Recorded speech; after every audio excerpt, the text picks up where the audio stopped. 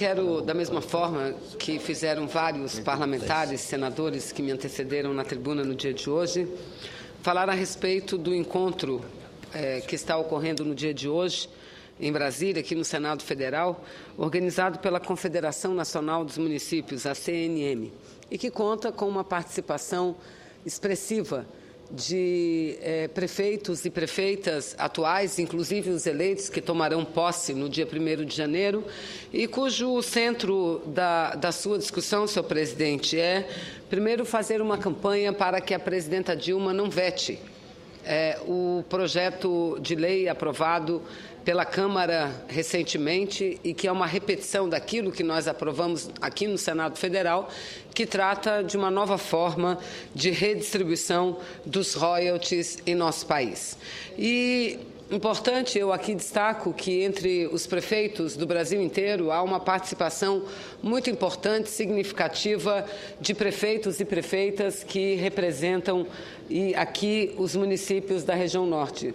Vossa Excelência, senador Tomás, acaba de comunicar, registrar a presença da prefeita de um dos municípios do estado de Rondônia. Da mesma forma, o meu querido estado do Amazonas está participando desse encontro da Confederação Nacional dos Municípios, com a presença de vários prefeitos e prefeitas atuais e aqueles que foram eleitos. Eu aqui, para não fazer injustiça, quero citar alguns municípios que se encontram presentes: o município de Urucurituba, o município de Iranduba, o município de Nova Olinda, enfim, vários municípios têm a sua representação aqui. E eu quero dizer também, senhor presidente, que concordo. O presidente Sarney acaba de entrar ao Senado, dizer, presidente Sarney, que eu tenho muita concordância, obrigada, muita concordância com a bandeira que está sendo levantada com muita força pelos prefeitos dos mais de 5.000 municípios brasileiros, para que a presidenta não vete o projeto de lei aprovado pelo Congresso Nacional, porque, afinal de contas, nós estamos tratando dos royalties do petróleo que são extraídos da plataforma continental, do mar, senhor presidente. E o impacto que essa extração traz aos municípios diretamente, ao município próximo de onde estão as plataformas, não é o mesmo impacto que tem quando o petróleo é extraído em terra. Não é o mesmo impacto. Então, eu considero que ganha o Brasil, quem ganhou com a aprovação desse projeto foi o Brasil, foram os aproximadamente 5.440 municípios que a regra beneficiará.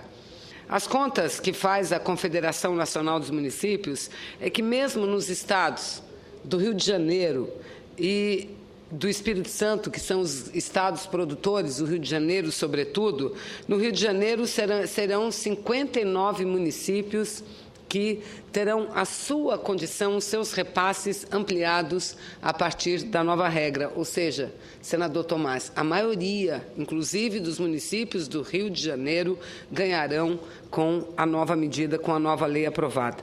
E no estado do Espírito Santo são quase 54% dos municípios que também ganham com a nova regra de distribuição.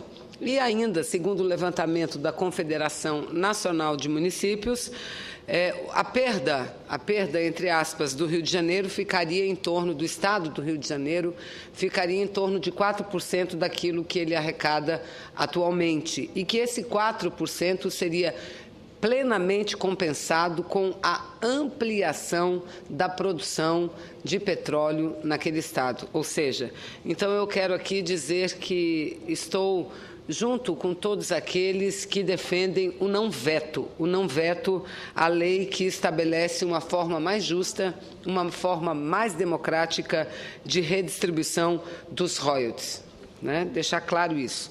Segundo lugar, os municípios reivindicam também um apoio do governo federal em relação à queda brusca na arrecadação que tiveram ou que estão tendo ao longo deste ano de 2012. Ocorre que, para fazer frente a uma crise econômica, que não é só uma crise econômica do nosso país, do Brasil, é uma crise econômica internacional, o governo central, o governo federal, acertadamente, quero registrar isso, senhor presidente, vem buscando minimizar os efeitos dessa crise, porque a crise reflete numa diminuição da produção. E quando a produção diminui, diminui não só a arrecadação do poder público, mas diminui também os empregos existentes no Brasil. E para fazer frente a essa crise econômica que atinge o Brasil, como atinge grande parte das nações do mundo, aliás, uma crise que começou em 2009 nos Estados Unidos e rapidamente atingiu a União Europeia, ou seja, os dois maiores centros econômicos do mundo e mais desenvolvidos, os dois centros mais desenvolvidos do mundo. Isso refletiu em todas as nações do mundo. E o Brasil tem tido a capacidade de superar esse momento difícil. Agora, as medidas para a superação da crise econômica têm sido o estabelecimento de políticas de incentivos fiscais para vários segmentos do setor produtivo brasileiro. Está aí redução do IPI para a produção de carros, está aí vários benefícios para vários segmentos produtivos no Brasil inteiro, senhor presidente, para bens de informática, enfim. E claro que a desoneração do setor produtivo, ou seja, a diminuição da cobrança de tributos, isso não é algo que atinge apenas as finanças do governo federal. Isso atinge as finanças dos governos estaduais, mas principalmente dos governos municipais, cuja grande parte desses, principalmente os nossos, não sei exatamente a situação do estado de Rondônia, mas o estado do Amazonas, a arrecadação que tem os municípios são recursos oriundos basicamente de repasses estaduais e repasses federais. Se há desoneração por parte do governo federal para diversos segmentos do setor produtivo, essa desoneração ela acaba impactando com muito mais força os municípios. Então, todos eles estão aqui conclamando, solicitando um apoio do Parlamento brasileiro para que o governo federal, mais uma vez, venha ao socorro desses municípios brasileiros. E no passado isso já aconteceu, senhor presidente. Em outros momentos da economia brasileira, o governo federal, sensível que foi aos municípios, lançou mão de medidas, adotou medidas no sentido de levar o socorro aos municípios brasileiros. E o que nós queremos que aconteça agora é exatamente isso, que o governo federal providencie medidas, no caso, medida provisória, que é aquela que tem um efeito a partir da data da sua edição, que possa salvar ou pelo menos ajudar os municípios a passar por esse momento de muita dificuldade econômica e financeira. Para que os senhores tenham ideia, os 61 municípios do interior do meu estado, o Amazonas tem 62 municípios, a capital e mais 61 municípios no interior. O déficit que se calcula, isso pela Associação Amazonense de Municípios, somente dos municípios do interior está na ordem de 330 milhões de reais, que para muitos pode não parecer uma grande cifra, mas para cada um dos 61 municípios isso representa, inclusive, a possibilidade ou não só de dar continuidade às obras, aos investimentos, mas, em muitos casos, ao pagamento dos próprios servidores municipais, senhor presidente, porque ao tempo em que houve uma queda na arrecadação e uma queda brusca na arrecadação, houve um aumento que é natural das despesas desses municípios. E isso faz com que esse desequilíbrio econômico, financeiro dos municípios do meu estado do Amazonas, e não é diferente nos outros estados brasileiros, tenha provocado tantos transtornos, não só às administrações municipais, mas ao conjunto de servidores e à população que vivem nesses municípios. Então, eu quero aqui me somar àqueles que defendem que a presidenta Dilma deva tratar isso com prioridade. E, para concluir, senhor presidente, nesse pouco tempo que me resta, eu quero, voltando à lei dos royalties, dizer aqui que eu entendo que nós precisamos, visto que a lei aprovada tanto pelo Senado quanto pela Câmara dos Deputados não prevê uma vinculação formal do gasto desses recursos em determinados segmentos sociais, ou seja, não há uma vinculação, por exemplo, para a aplicação dos recursos em educação, eu entendo que nós devemos aprovar outros dispositivos que garantam um maior investimento do Brasil na educação. Senhor presidente.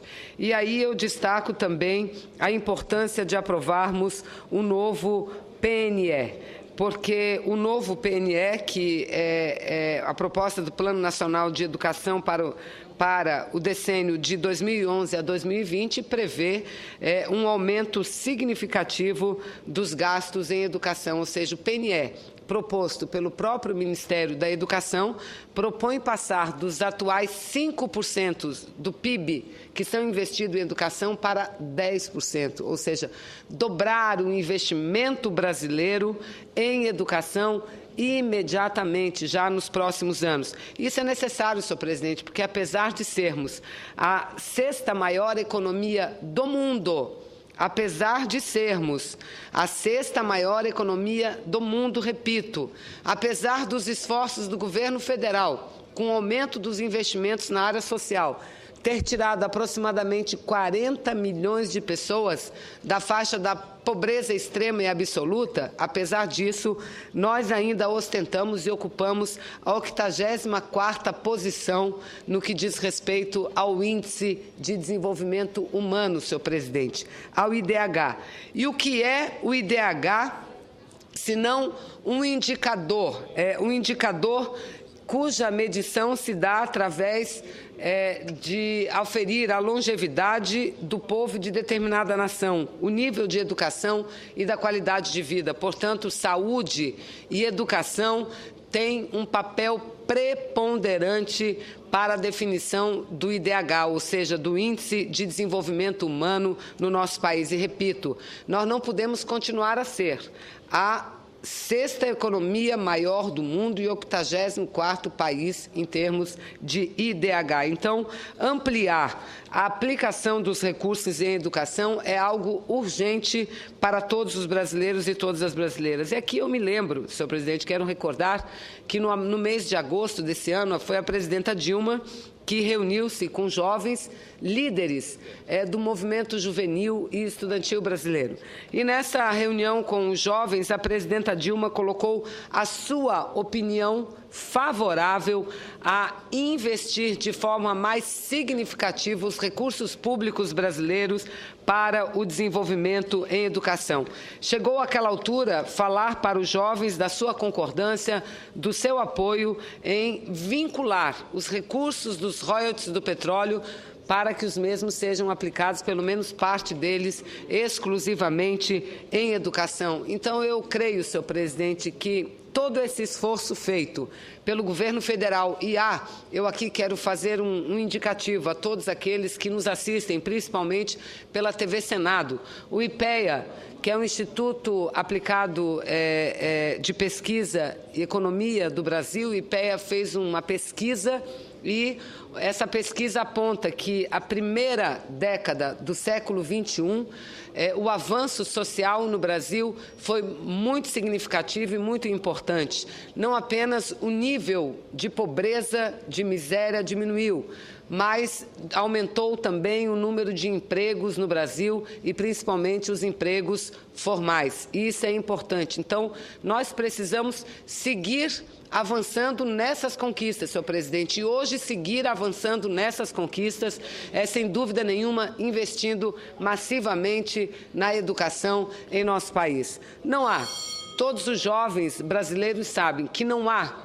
Aliás, o povo do mundo todo, os povos sabem que não há nenhuma nação que tenha alcançado grau de desenvolvimento importante que não tivesse alcançado esse êxito sem investir massivamente, sem priorizar a educação. Então, eu creio que no Brasil está no caminho certo e para que a gente continue avançando ainda mais, é preciso que o Brasil invista pesadamente em educação. Isso é investir no presente, mas investir principalmente para um futuro melhor para a nossa gente, para o nosso querido povo brasileiro. Muito obrigada, senhor presidente.